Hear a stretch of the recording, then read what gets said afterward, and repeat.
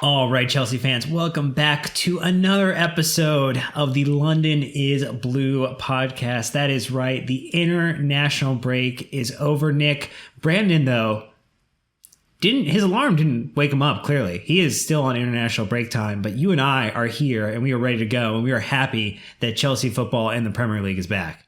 Look, we were getting all excited. You know, Brandon missing a show is really great for us. You know, we get to come on and just do whatever we want. You know, he really keeps us tight, and we have to, you know, we like to spread our wings a little bit. We were almost going to do another Dan and Nick show, but we were rescued. We were rescued, Dan. By whom? So joining us today, super happy to have him on. We chatted with him a very long time ago when he was starting his podcast about Southampton. That right, this is the Southampton match preview. We have Matt Markstone joining us, who hosts the Southampton Delivery podcast. Matt, welcome to the pod. Good to chat in person virtually at this time. Yeah, thanks for having me on, guys. It's always a pleasure to talk to you, and I've talked to Nick plenty of times. I think I bug him probably way too much on Instagram and things, but thanks for having me on the show. Well, we are super excited to talk football. We're super excited to talk about this upcoming match. So we're going to start by getting a little bit of a preview about what's going on with Southampton's start to the season so far. So in case you're not aware of exactly how their journey is going to date, we're going to talk about the importance of the result for both sides. Get in then finally to our wonderfully inaccurate match predictions, such as lineups and score predictions at the end, because you know Nick is so good at it this season. And Kobe. No, not at all. But good Lakers shout out to their wonderful championship. So we're going to jump right in. We're going to talk about Southampton and how they've done so far this season. So I think we're going to turn it right over to you, Matt, and ask, how are you feeling about the first run of games, the return to this season, especially in the context of last season, where you were almost looking over the precipice at what a championship side for Southampton would be, and thanks to some wonderful results from other teams, helped to lift up Southampton from that fate? Yeah, so there were long stretches of last year where everybody was concerned about the future of the club, and the 9-0, which we all as Southampton fans joke about. You know, there's basically a poll to see how soon the announcers will mention it whenever we play a match. The 9-0 easy betting odds. That's easy. Under 5 all the time, and it usually happens. So, you know, going forward from there were a lot of people thinking that Ralph, you know, if the board were to let him go at that point, people kind of understood that might have been, you know, the right thing to do. But I think most fans were happy that Ralph stuck around, and then the turnaround since the enforced break, I think was fantastic, and the results that went forward from there really gave Southampton fans a lot of confidence going into this season. We felt like we just needed a couple of signings maybe, and some improvements over the summer transfer window, and then we would be kind of set. And then this year happened, and the Athletic put out a poll, and we were top of the table in terms of being positive for the season. Like 98.9% of fans were positive. And then we lost 1-0 to Crystal Palace and 5-2 to Spurs. Our new signings didn't really get on the pitch, and everybody kind of started freaking out. We had this super high line against Spurs that just watched us get carved open over and over again. It was Harry Kane with all kinds of space to play a ball into Son. It was just like, what's happening? And at that point, everybody freaked out, and everybody kind of like, what's happening? And then since then, we've gotten 2 wins. We beat Burnley, who they've frustrated us in recent seasons. So I'd say the immediate start wasn't great. If we choose to play a line that high again, like we did against Spurs, I have no doubt that you guys will tear us to pieces. But I think we've learned a little bit of a lesson. But you know, going into West Brom, we needed to take those points. We managed all 18 points against the promoted sides last year, so we were looking to continue that. And I'd say right now we're kind of back where we started, maybe not 98.9% positive, but you know, 6 points from 4 games. Southampton will take it, I think. I think Burnley do that to everybody, by the way. They have been a bogey club for us in the past, although we've beaten them pretty soundly as of late. I remember thinking last year, and obviously the 9-0 is the one that everyone's got to remember because it's just so recognizable as a scoreline. But I also remember that you guys had a just clinical performance against Man City at the end of the year. Mm-hmm. I remember you guys beating Leicester in the payback game at the end of the year, which helped us dramatically as we climbed to a Champions League spot. So thank you. And then I remember you beating us at the Bridge on Boxing Day. And so it tells me that there are big game performances in your team. It may not be as consistent as you would hope for as a Southampton fan, obviously, but can you maybe talk about the mentality of the team going into a game like Chelsea? This is obviously going to be a tough one for both of us probably, but just talent disparity would say it's probably going to be a little bit harder on you guys. Yeah, no, I think if you look at the squad depth, obviously you guys have, I'm envious, I should say, not only because you have an American that plays for you, but also because just the rest of your squad, everybody playing fantasy football probably owns all of you guys and maybe just Danny Ings for us, or maybe Alex McCarthy, but that's because he's cheap. But yeah, I think in terms of those performances, that game at the Bridge, we didn't have Danny Ings play that match. And we all kind of looked at the lineup and went like, why did I just get up on 1.5 hours sleep to watch this? And yet I was surprised. That goal from Michael Obafemi and the dance after was fantastic. And it does tell you a little bit about the mentality of the team. And Hasenhüttl has the team playing in a way where kind of up and down the squad, everybody's going to come out and run and press. And there's kind of no room for you in the squad if you don't. And we saw that over the summer. Sofiane Boufal, who everybody can see has a ton of talent. He can beat people off the dribble.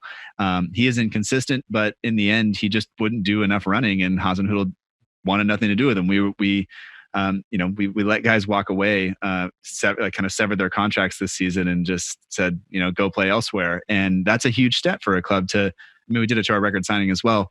To let 19 million kind of walk away like that because he just doesn't fit anymore shows that we have some belief in the club, and the manager is really demanding certain things out of the squad. So I'm actually pretty happy with that. And I think that despite, some of our guys coming back from international duty, we have Stuart Armstrong who tested positive for COVID-19. He's been isolating away with Scotland. So I doubt he'll come back and play because he won't be able to enter training until Friday. So he probably is out. I know we're going to talk about predictions later, but I'm just thinking about the guys that could be on the pitch, but basically they're all known quantities and they're all going to do the exact same thing they've been doing. The only question is who fills in on that right wing spot, our inside 10 position. And then we'll see. It might be Theo Walcott. So I think there's a little bit of history there. So I think we'll see how he gets on. Well, I think that teases us in well to some of the changes from that side that we played last season that was able to take 3 points from us. A couple of big name signings. I think one of the other ones that probably most fantasy Premier League players actually own is Kyle Walker-Peters. That's true. From an attacking back, and then you have Theo Walcott coming in. You mentioned a few moments ago just that the signings really that have been added to the side didn't hit the ground on all cylinders, aren't firing right away. How are those players looking now? I mean, obviously Walcott was a late addition in the window, but with all of the new players, who are you excited about, and who do you think of the new signings is going to have the most impact on your side this season? Yeah, and I should say, we talk about new signings not showing up yet. I mean, Kyle Walker-Peters is excluded from that. I kind of just I forgot that we had him on loan and then bought him because he was playing with us.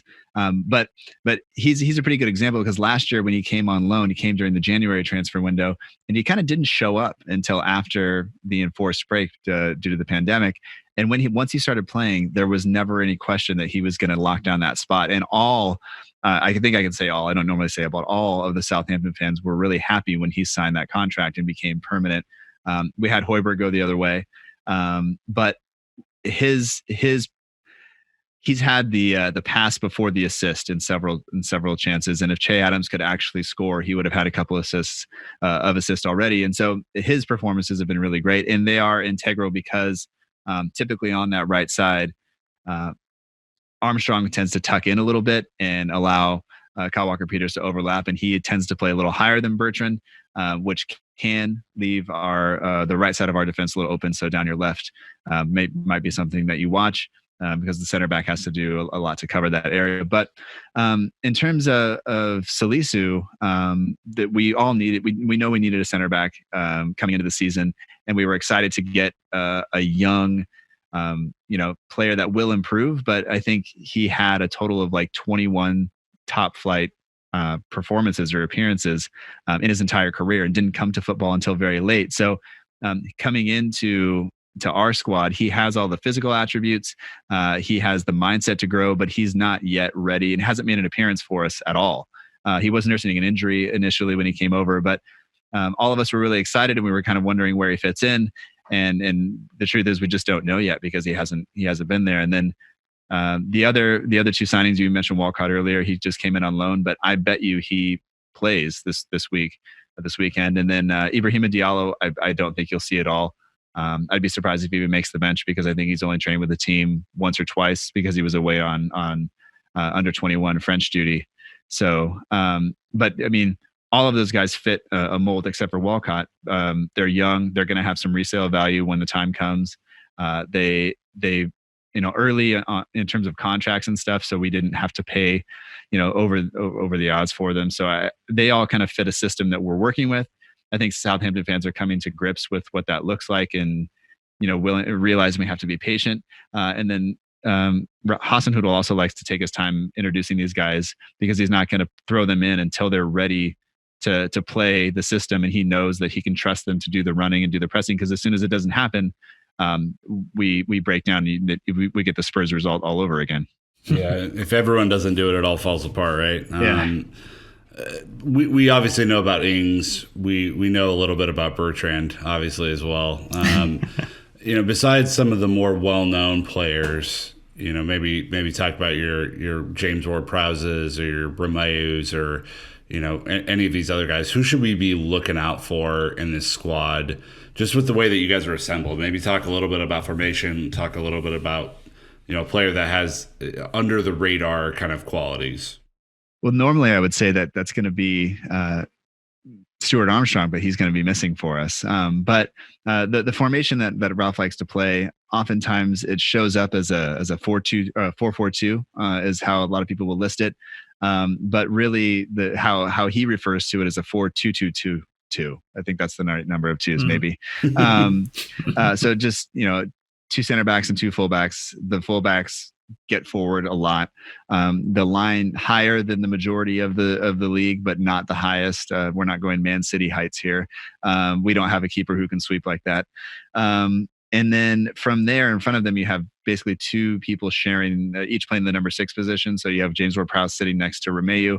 Ward-Prowse will be a little bit more advanced. Look for him to be on the ball, but we really lack that runner from either one of those deep positions. We don't have a player who can do that. Højbjerg was the guy last year who tended to make that run into the box late. And so with Romeu and James Ward-Prowse sitting there, we won't get that as much. Sometimes we lack a little bit of I guess we lack the ability to get forward kind of quickly and make that pass from midfield. So you'll see us work the ball out wide through the fullbacks, and then also through the advanced midfielders, or he calls them the wide 10s, I guess is what he calls them. And so you'll have Nathan Redmond on the left most likely, and probably Theo Walcott on the right.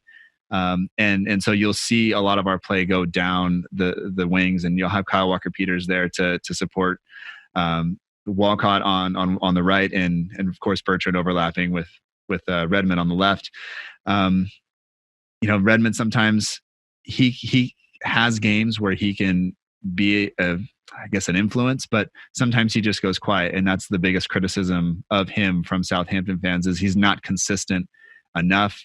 He has pace to run at people, but sometimes just doesn't do it. He won't take guys on one-on-one, which I think is what we want him to do.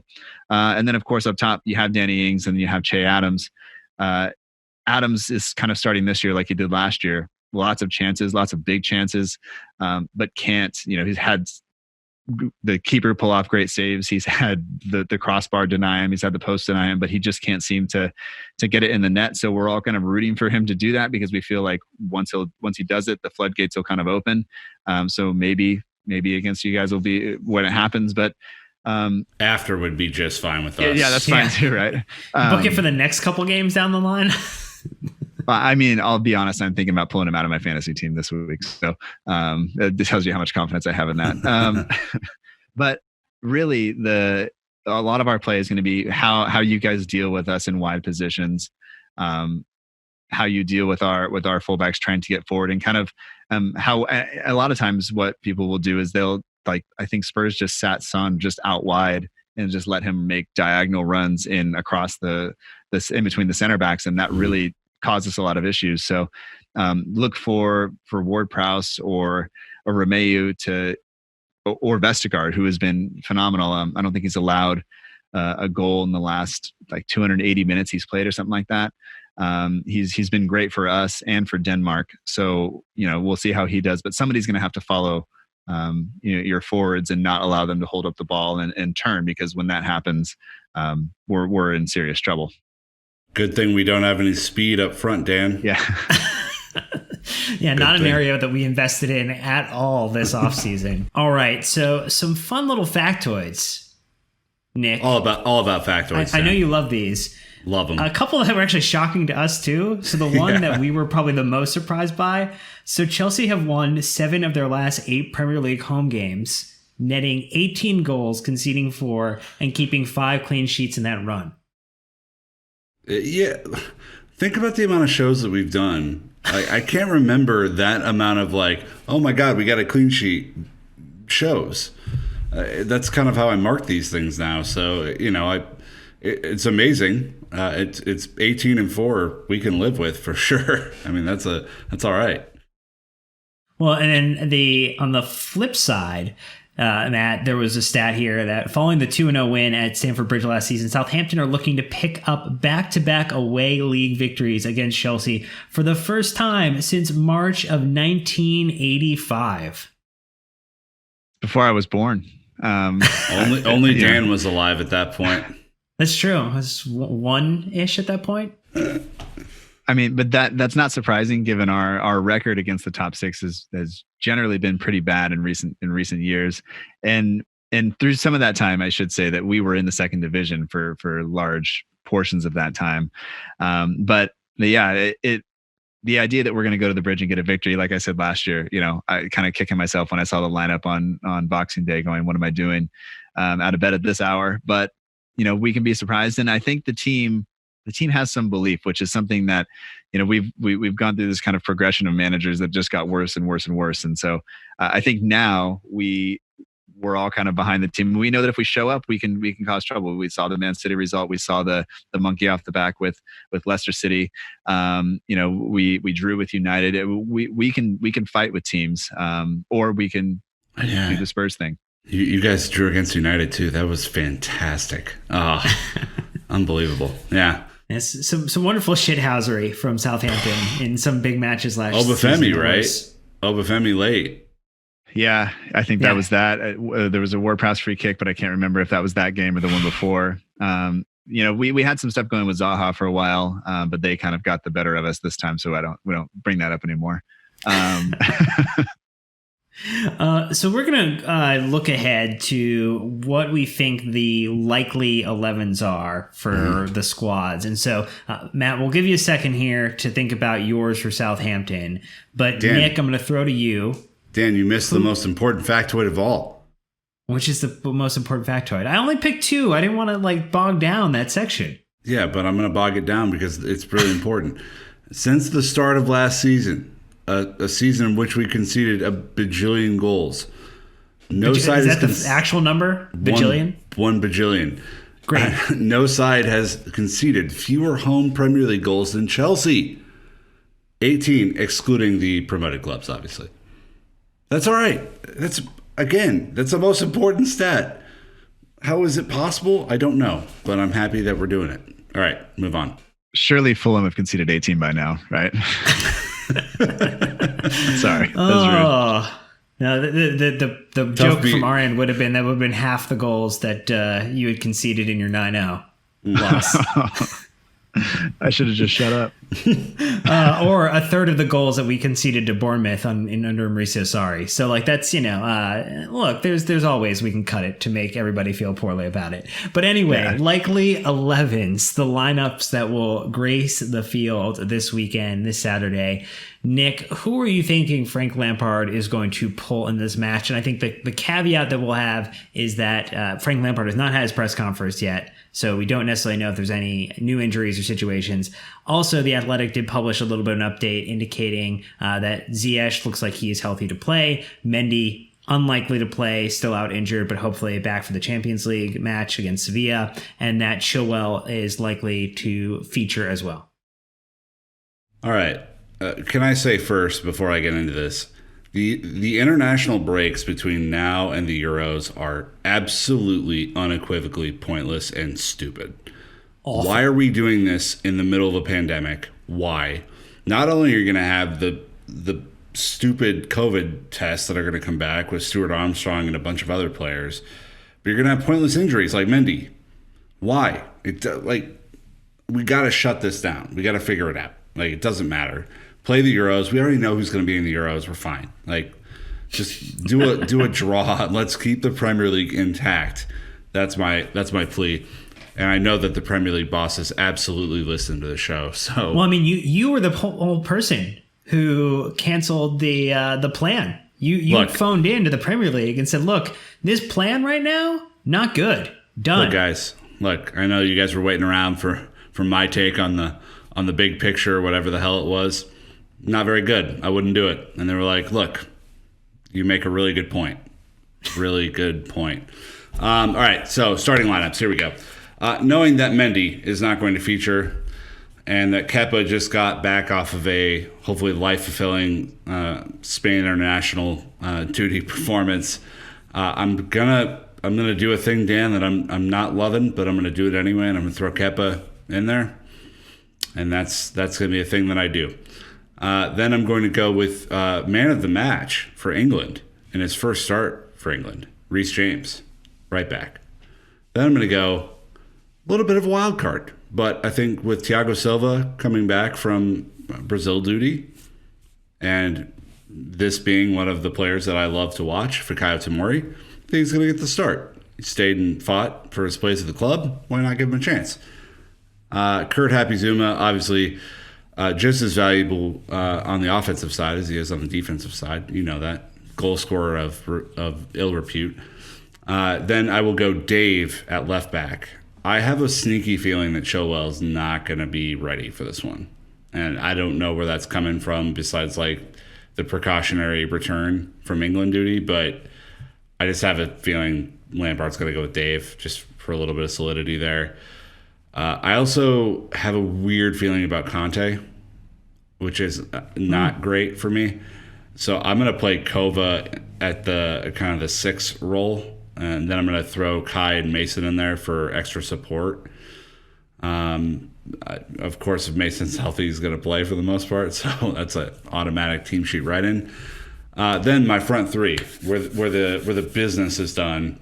Christian Pulisic making his first start of the Premier League. He's going to be back. He's going to be healthy. He's been training. He didn't go on the dumb international break because, lo and behold, the United States is not a place where you can play international football right now. So, in your face, FIFA.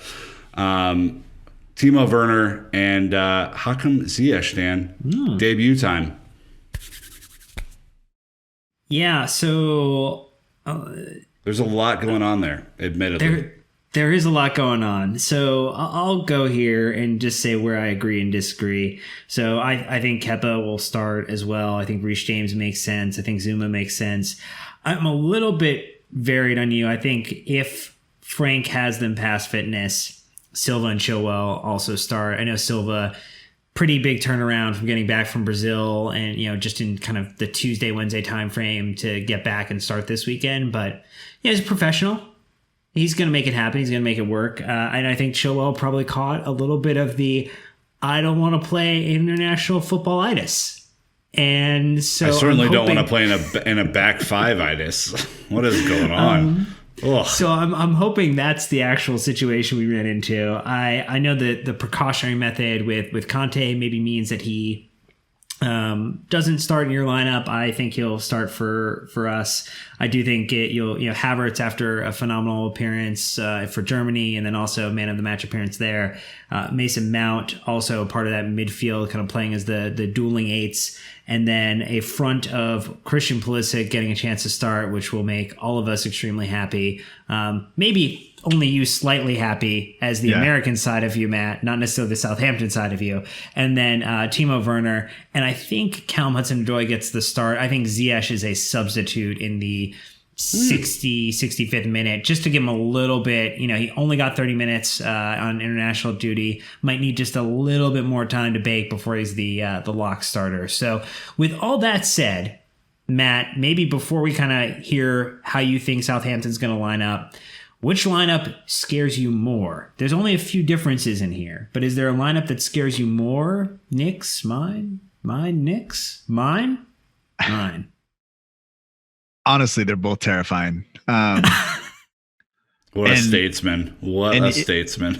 And you may or may not know this, but I hate Mason Mount for a number of reasons. Yeah, no. Well, he's a Portsmouth kid, so that okay. And if you recall last season, he shushed the crowd against us, and I think like every stand, the family stand would fight him at St. Mary's if it was allowed to.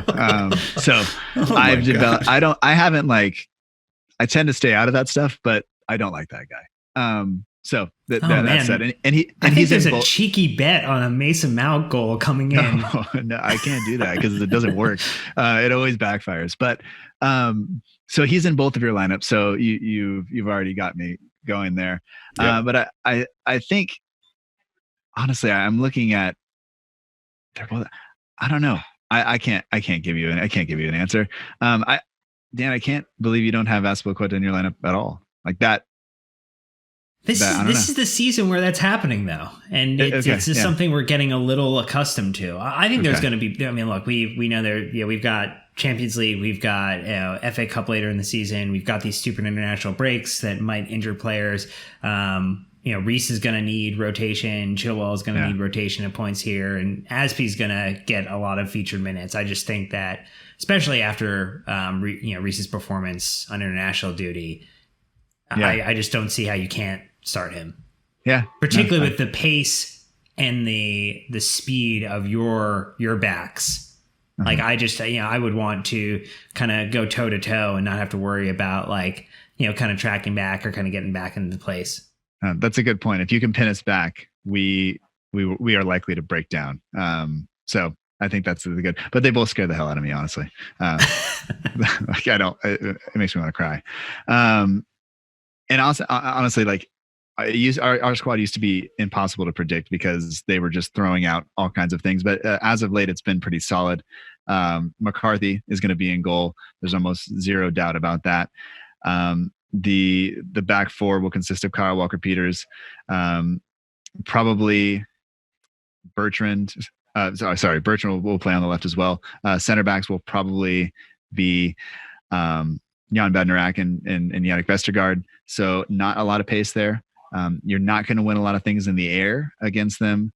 But if you can get Vestergaard turning and running towards his own goal, there isn't a player on the field who couldn't beat him in a foot race, even with a head start. He is very slow. His pace is like 38 on FIFA, if that's a reference you can get. And that was generous, I think. But that unit's been pretty solid since Vestergaard came in for Jack Stevens. He had a couple of lackluster tackle attempts against Spurs that we haven't seen him since then. But you should also watch out for some long diagonals from Vestergaard. He can actually pass the ball really, really well. It's when people say good touch for a big man, I think. But going forward, you'll have Ward-Prowse and Romeu sitting in there. And then I would say it's going to be Redmond on the left, probably Theo Walcott on the right. And then I would imagine it's going to be Ings and Armstrong up front. Ings was away, and so was Ward-Prowse with England, but neither one of them played very many minutes, so I don't see any issue with them coming back into the team. And really, they're just two of our best players. Ings will score goals, but Ward-Prowse can hurt you from a number of positions, whether it's dead ball deliveries or even if he finds himself slightly wider, he can play kind of he can play some penetrating passes. Just does he get himself into the position in open play to be able to do that? Sometimes our system lacks that, but we may just send balls over the top for Redmond to run onto and hope we can get lucky, which I'd be okay with, honestly, because I think it's exciting. But well, given all that, Nick, there's plenty for us to digest, but which Southampton player out of all the ones that Matt has talked about are you most nervous of, you think is going to be the one that's going to cause Chelsea the most frustration on the day? Because I think that Conte is not going to play. I think that Ward-Prowse is the guy for me. And, like, obviously, we all know that Ings had a great season last year. Like, this is not taking anything away from Ings. I just think that, well, Chelsea over the last year and a half have not been very good at set pieces. So if we are in a position where we foul or we give up a bunch of corners, that could be a problem. And I also just think that we may not have the dominance of midfield, even with three, that we normally would with N'Golo Kante. So I'm going to go with Ward-Prowse, Dan. Final answer. Yeah, I think if something wonky is going to happen in a game, which I think is likely to happen this season with the way that VAR and the handball rule has come into prime conversation in a fair number of matches, too many, is I think Ings on the ball and then also from the penalty spot are things that concern me, particularly with not having Mendy in goal. So I think it's hard to look past Danny Ings as the player that is going to give me the most night terrors between now and our match kicking off. I think that's a pretty good worry from you, especially he's scored like almost 50%, or I think maybe slightly more than 50% of all of our goals in the Premier League since the start of last season. So he is at one point last year when I looked at all the numbers, he had scored a higher percentage of goals than anybody else for any team. Just all of our goals went through him. So if you can shut him down, but good luck. We need Kurt Zouma to be emptying his pocket after the game, pull out his keys, pull out his wallet, pull out a little Danny Ings, pull out a couple of old receipts, some loose coins, and then be good to go. All right, so we're getting close to wrapping this. We're going to go through 3 reasons why. So 3 reasons why Chelsea will win, which you can also participate in, Matt. And then 3 reasons why Chelsea will lose/draw, which are the ones that you will probably be more excited to talk about. But we'll start with why Chelsea will win. Nick, what is the reason Chelsea will win this match? So Matt gave up the whole game, the whole tactical game he gave up earlier. The diagonal run across, I think, from Pulisic and Ziyech is going to be a lot to handle. And I see a very hungry Christian Pulisic entering the fray against you guys. And I think it potentially spells disaster if things go just the right amount of wrong. So I would say that Pulisic and Ziyech as actual wingers playing for Chelsea because of injury they have not featured this year will make a huge amount of difference. And obviously, Matt, you saw what Christian did at the end of last year. He can be an absolute terror when he wants to be. So, I think that's number 1 reason why Chelsea will win. Matt, what's your thought? Why will Chelsea win this game? Is it what Nick said? Do you agree? Is that the thing? Yeah, I think just your pace of your front 3 is going to be something we have not dealt with yet. Maybe we've dealt. Well, I mean, we didn't deal with it against Spurs either, and that was only 1 player. Never mind, you have 3 guys up there who can absolutely turn on the afterburners. So, like I said, your lineup has me. I don't like looking at it, and the pace of those guys, I think, is going to be something to watch. Hopefully, not for the neutral, but probably for the neutral. I think so. I like where you went with it, Nick. I think the way I'd actually frame it is a little different in that the reason we'll win is actually players in natural positions. So Timo Werner will play centrally. Christian Pulisic will play on the wing. Callum Hudson-Odoi will play on the wing. You'll have Havertz. He's probably more of a 10, but in 8, which is definitely going to suit him a little bit better. So you're actually getting players in the right position for one of the first times this season versus playing Timo Werner on the left, which just completely takes away like all the wonderment that is watching him go and attack a defense. So I think because we'll actually start to see, outside of Mendy and maybe, late scratch on Chilwell and Ziyech not starting, we're almost going to have, I think for the first time this season, what our true 11 is going to start to actually look like. Yeah, I would say on the entire thing, on FIFA, the new FIFA just came out. I've been playing a little bit. If you just move the positional thing in the formation, if you play a 4-3-3 and you move Havertz up a little bit, you move Mount just slightly adjusted, you have a pretty solid lineup going on there. So Havertz can play like the 8/10 if you really want him to. It's a dream lineup, but sure, I'm going to go with it. Yes. All right, so we'll flip here and allow Matt to have some more fun than that part of the show, but we'll talk about why Chelsea will lose/draw. So why do you think Chelsea would lose/draw this match? I think that our pressing may actually cause you some issues, especially if you have Kepa playing. If you look at so many of the goals that Danny Ings scored last year, it was getting to the keeper, getting in the way of a pass, and Ralph likes to disrupt. He likes our players to disrupt the passing lanes and disrupt the rhythm and not let people settle. Ward-Prowse has gotten really, really good at the dark side of the game and just, not allowing quick counterattacks or anything like that, but also creating chances out of those. Ralph wants us to win the ball back high up the pitch and within one or two passes have a shot. So I think with that being the game plan, if we do it, we only need a couple of mistakes for it to, and mistakes that we'll force, not mistakes that you guys walk in or just kind of do on your own, which Kepa has a tendency to do. But just the ones that we can create, I think that will, if we're going to win it, that's how we're going to do it. We're not going to have a ton of possession and try to break you guys down. That's not how this is going to work. And I don't think anybody's expecting it to be that way. But if we can press you the right way and everybody shows up and everybody can run the way, it's exhausting to watch, but if everybody can do that, I think we have a chance. Nick, how do you think we will lose/draw this game if that happens? It certainly wouldn't want to be a negative influence on the occasion here. I think set pieces are still dicey for us. Depending on who the back line is, right? So if you do have Chilwell, that obviously provides more of an aerial threat on set pieces. But I do think Ward-Prowse has given us trouble in the past, and I'm weary of that because this team has a little bit of a case of the fouls right now. As they grow up into their final form, they've been fouling a little bit. So I think the key will be to not give away free kicks or a ton of corners in dangerous areas. But I still worry about that for us.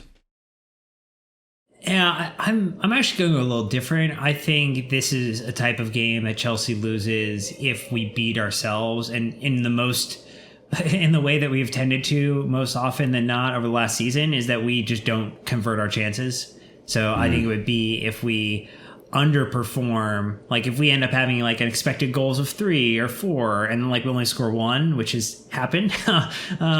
If we regress to the mean a little bit or underperform in that regard, like I think our conversion would be what is going to make me concerned, because I think that's where I would expect Southampton to try to, not give us, like, there are going to be shots in this game, but I think they're going to try to minimize the high quality shots where it's going to be an easier to convert. And so it's going to force some tough shots, maybe from distance, that are not always your highest likelihood opportunity to convert. And I think that's where Chelsea are going to struggle a little bit. I think that's where you're going to have to find the opportunity to break the line, or you're going to have somebody be a little adventurous. You're going to have a Kurt Zuma shot from distance. You're going to have just something weird happen to try to make it work. Maybe a Mason Mount from distance, just to wrap a nice little bow on this bad boy. Just a bomb. Yeah, let's go. I like that. All right, well, we are going to wrap it up with wonderfully inaccurate score predictions before we get you out of here. Nick, I see you put one in here, and I don't love it. I mean, I sort of love it, but I don't love it fully. Neither do I. Try live it in my head. I see a 2-1 squeaky win. I don't see a scenario yet. And it's not to put the whole Kepa thing into the spotlight again, but I don't see a scenario where Kepa starts and we keep a clean sheet. So a 2-1 sneaky, or a squeaky win, I should say. Also, it could be sneaky if you wanted it to be. That's kind of where my head is at right now. Matt, how are you feeling about a result for this? Where are you landing in your prediction? I have a really hard time predicting us to lose. I just don't like to do it because I have to force myself to be positive. But if I'm being really pragmatic, I don't think we'll keep a clean sheet. I think it's probably time that you have 3 players up front, if your predicted lineups come through, that are going to want to really show what they can do. And so I would imagine that you guys are going to score. I think if we're going to get a result, it's going to be like 2-2. I think it's probably more likely we lose 2-1. Okay. Well, I'm going to round it out and actually say a little more of a bullish prediction here for Chelsea. I think we're going to smash it up. I think we are going to leave prisoners. No prisoners will be left on the battlefield, and it's going to be a 3-0 win. Weird bit of optimism from Dan there. Did not see that coming. Never optimistic. Well, that is it. Let us know what your thoughts were. Instagram, Facebook, Twitter, carrier pigeons, telegrams, whatever you want to do to get us a wonderful message of thanks and congratulations. Matt, just so people can come at you and thank you for the time, where should they find you? Where should they find your podcast before we kind of wrap this up? Yeah. So the show's on Twitter and Instagram at SFCDELL, and then there's an _ IVERY, but the easiest way is just to go to southamptondelivery.com, and that gives people all of the links and everything else. All past episodes are there. And there's 2 L's in delivery as a throwback to the Dell. Sometimes people need that explained. It's not normally the new American fan that needs it explained. It's normally the person who's been listening or watching Southampton since, the 70s, and they go, why do you have that? And it's like, well, it's a play on words, but like, it's fine. So anyway, not to insult anybody, now everybody will hate me, so it's fine. But yeah, southamptondelivery.com. I'm rambling, so I won't do that. But and I just do want to say we just started a new partnership with the Saints Archive to look more at the history. So we're talking to former Saints players and allowing some of the fans who watch them play to kind of interview those players and kind of lead it in. So that's something we're just doing now that I'm proud of. That's for this season. So if anybody's interested in that, hearing some conversations with former Saints, that's there for you now. That was this week's episode. That's right, man. Congratulations. Yeah, I want to say thank you for having me on, guys. It's a pleasure. Nick, not to praise you too much before this match. Oh God, please no. Yeah. But you've supported the show in a way that I can't say thank you enough for. So your words have been very influential. You've been a guiding voice in the development of my show. So I just want to say thank you for that. And I hope that your golf matches go well. I'm so surprised you were able to course correct after so much poor information from Nick to really produce a quality product. So well done to you, Matt. It's a real underdog story, man. You're the coach, Nick, that gets fired, gets replaced by the interim coach, and they go to win the championship. That's what happened here. But anyway, I was a part of that effort. Damn it, you were a part of that effort. I get a ring. You're the Dan Quinn to these Atlanta Falcons.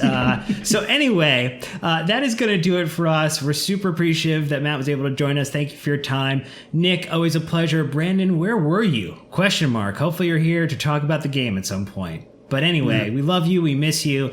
Go vote. And until next time, Chelsea fans, you know what to do. Keep the blue flag flying high.